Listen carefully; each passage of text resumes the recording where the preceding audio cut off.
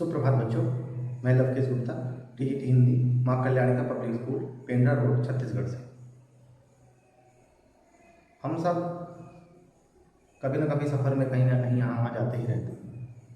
कभी ट्रेन के सफ़र से, ट्रेन में सफ़र करते हैं, कभी कोई प्लेन से सफ़र करता है, कभी कोई अपने खुद के व्हीकल से, कार से, जीप से, या कभी कभी बाइक से सफ़र करते हैं, कभी कभी बस से सफ़र करते हैं। और जब हम लोग अपने सफ़र में होते हैं, कई बार पदयात्रा भी करते हैं। बहरहाल जब हम सफ़र कर रहे होते हैं तो कई बार सफ़र में हमारे साथ कुछ बहुत खट्टी मीठी यादें जुड़ जाती हैं। कभी कोई घटना ऐसी हो जाती है कि वो हमें हमेशा याद रहती है। तो ऐसी ही एक यात्रा है जो जिस चैप्टर के बारे में हम पढ़ने वाले हैं अभी, उसमें जो लेखक हैं उन्होंने की थी वो यात्रा, और उनकी वो यात्रा कैसी रही, उस यात्रा में उनको क्या परेशानियां हुई, उन्हें किस तरह के अनुभव हुए, उसके बारे में हम आज पढ़ेंगे। तो ये हमारा जो आज का चैप्टर है बच्चों, ये है बस की यात्रा। ये कक्षा 8 बसंत में एक पाठ है बस की यात्रा, जिसको लिखा है हरिशंकर परसाई जी ने, और ये एक व्यंग है। तो देखिए,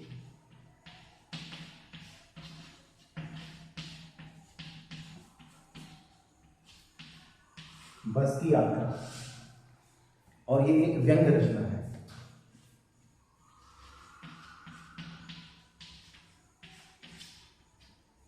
और इसको लिखा है हरिशंकर परसाई जी।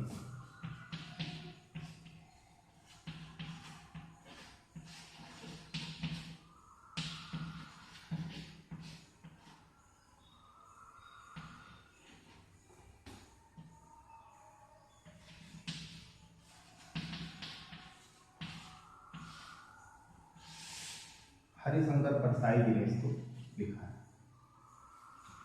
तो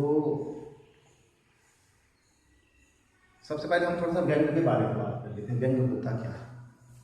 व्यंग बच्चों, व्यंग हम उसे कहते हैं कि हंसी मजाक के जरिए जब हम किसी की आलोचना करते हैं तो वो क्या कहलाता है, वो एक व्यंग रचना कहलाती है। जैसे उदाहरण के लिए हम मुहावरों का इस्तेमाल करते हैं कि नाच न जाने आंगन टेढ़ा, एक तो करेला दूसरा नीम पर चढ़ा, ठीक है ना।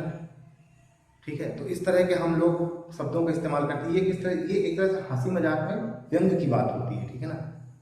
तो उसी तरह ये रचना है। इसमें क्या है कि व्यंग के जरिए, ठीक है ना, मतलब हंसी मजाक के जरिए जो वार्तालाप होगी उसमें क्या होगा, सुनकर हमें बहुत हंसी आएगी, लेकिन वो असल में एक आलोचना की जा रही है, ठीक है।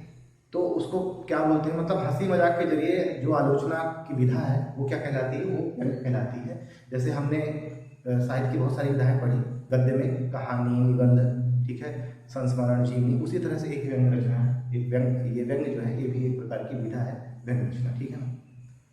उसके बाद हम लोग चलते हैं, थोड़ा हरिशंकर परसाई जी के बारे में बात कर लेते हैं। हरिशंकर परसाई जी का जन्म 22 अगस्त 1924 को जमानी गांव, एक गांव है जमानी, होशंगाबाद, मध्य प्रदेश में जगह पड़ती है, होशंगाबाद भोपाल के पास में, वहाँ इनका जन्म हुआ और इनकी प्रारंभिक शिक्षा भी वहीं हुई। उसके बाद नागपुर विश्वविद्यालय में ये चले गए और वहाँ से इन्होंने एमए हिंदी किया, हिंदी में एमए परीक्षा उत्तीर्ण की इन्होंने, और कुछ समय तक ये अध्यापक भी रहे। उसके बाद जबलपुर से वसुधा नामक एक पत्रिका का संपादन भी किया इन्होंने, और इन्होंने कहानी, संस्मरण, ऐसी बहुत सारी गद्य रचनाएं लिखी।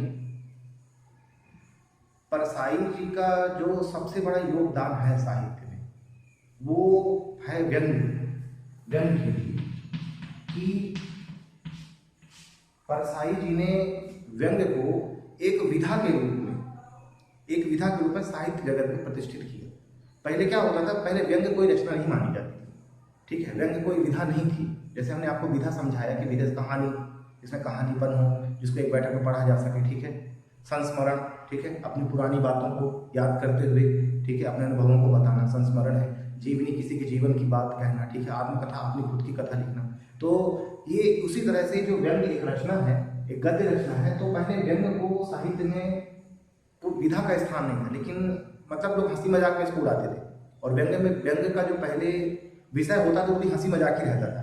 लेकिन परसाई जी ने व्यंग्य को साहित्य में न केवल एक प्रतिष्ठित स्थान दिलाया, बल्कि जो व्यंग्य का विषय था उसको हंसी मजाक से हटा के जो सामाजिक राजनीतिक मुद्दे थे, ठीक है, उनको भी इसकी जड़ में लाया, ठीक है।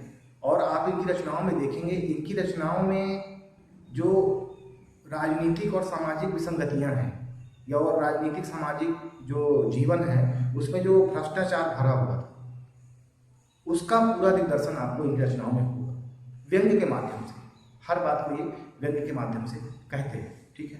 ऐसी ही एक व्यंग्य रचना है बस की यात्रा, और इनकी मृत्यु 10 अगस्त 1995 जबलपुर में। तो ये तो था थोड़ा सा परसाई जी के जीवन के बारे में। अब हम लोग चलते हैं अपनी बस की यात्रा व्यंग्य पर।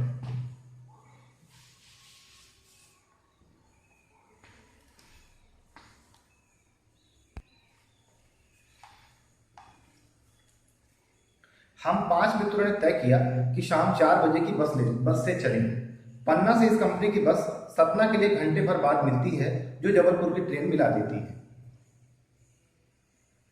इन्होंने तय किया कि हम 5 मित्र हैं और मिलकर हम शाम 4 बजे की बस। असल में जो व्यंग्यकार हैं, जो लेखक हैं, उनको पन्ना जाना था, तो पन्ना से इसी कंपनी की बस सतना के लिए घंटे भर बाद मिलती है। उन्होंने कहा कि ये जो कंपनी की बस है 1 घंटे बाद सतना के लिए हमें, सतना भी एक जगह है, तो उन्होंने कहा सतना के लिए हम इस बस से चलेंगे, जो जबलपुर की ट्रेन मिला देती है। जहां हम जाएंगे तो हमको जबलपुर जाने के लिए ट्रेन मिल जाएगी। असल में पन्ना का जो रूट है वहाँ ट्रेन नहीं चलती है, ठीक है। तो उस रूट में क्या है कि बसें चलती हैं, अधिक पहाड़ी क्षेत्र है वो ज़्यादा, तो वहाँ के लोग सतना आ जाते हैं और सतना से फिर ट्रेन पकड़ के उनको जिधर भी जाना होता है, अगर इलाहाबाद की तरफ तो उधर, या उनको अगर इधर जबलपुर की तरफ जाना होता है तो इधर सुबह घर पहुँच जाएंगे। उन्होंने आराम से सुबह घर पहुँच जाएंगे। हम में से 2 को सुबह काम पर हाजिर होना था।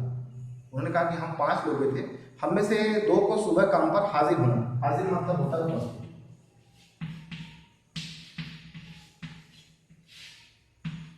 हाजिर का मतलब होता है उपस्थित।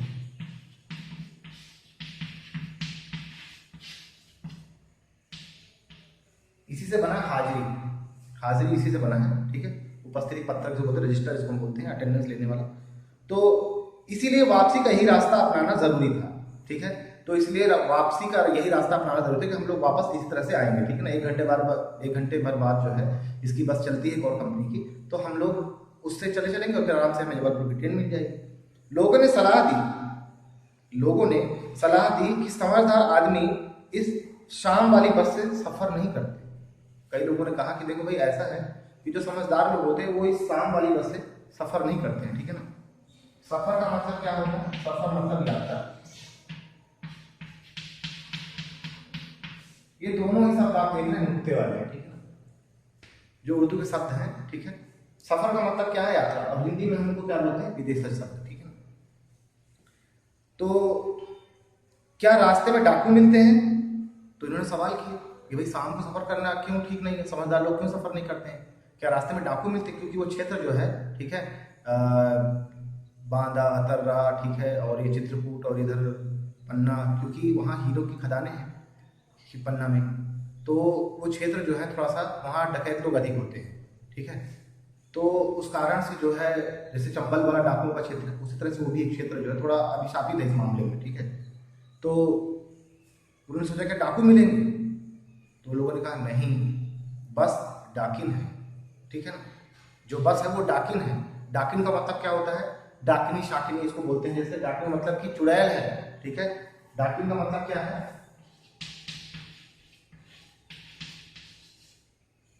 डाकिन का मतलब क्या है? मनहूस।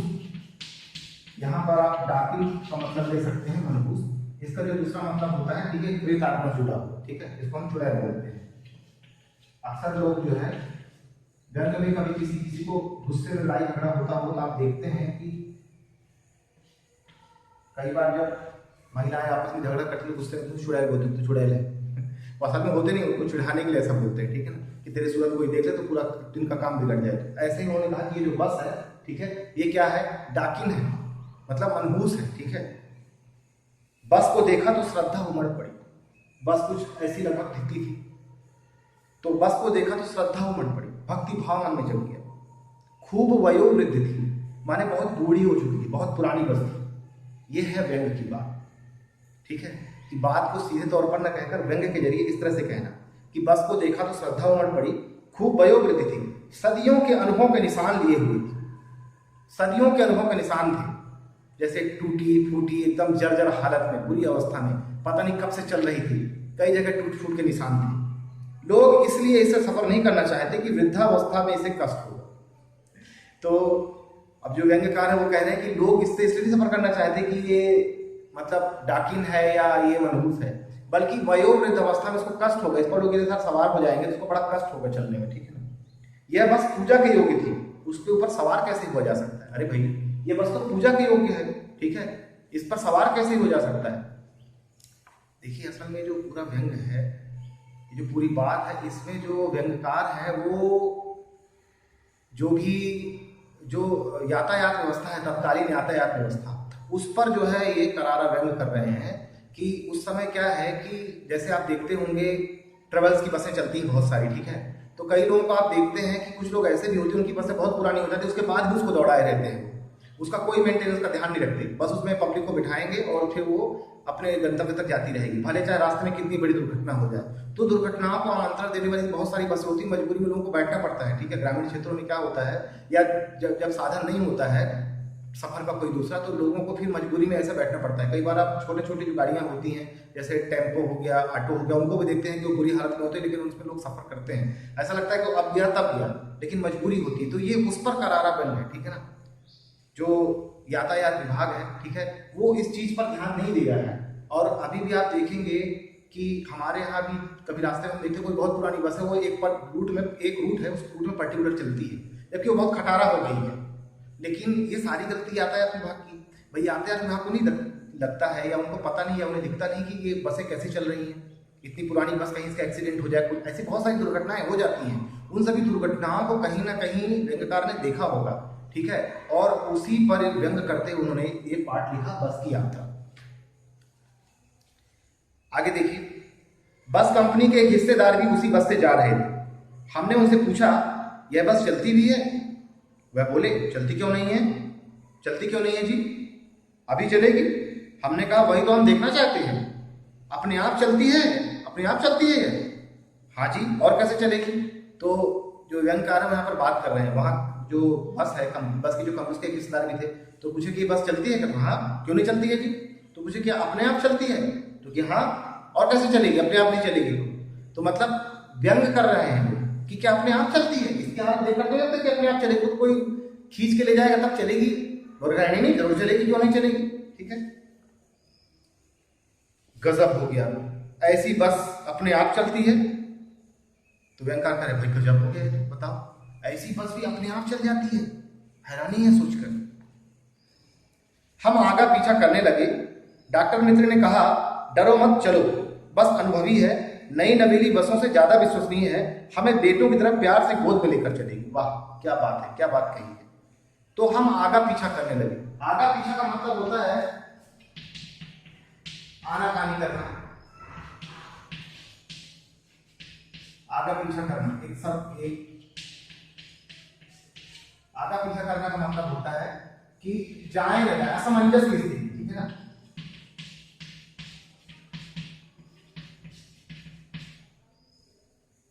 असमंजस की स्थिति,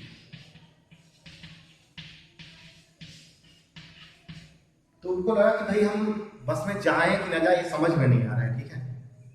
तो उनके एक मित्र थे जो डॉक्टर थे, उन्होंने कहा कि भाई डरो मत, चलो, डरो मत, डरने की जरूरत नहीं है, ये बस अनुभवी है, नई नवेली नहीं है। भाई नई नवेली बसें क्या होती है, ज्यादा विश्वसनीय, उनको ज्यादा चलना नहीं आता है, ये तो बहुत पुरानी है, चलते चलते देखो इसकी क्या हालत हो गई है, श्रद्धा का पात्र बन चुकी है, ठीक है, और ये अभी बहुत चलेगी, ये हमको बिल्कुल माँ की तरफ में गोद में बिठा कर ले चलेगी, ठीक है,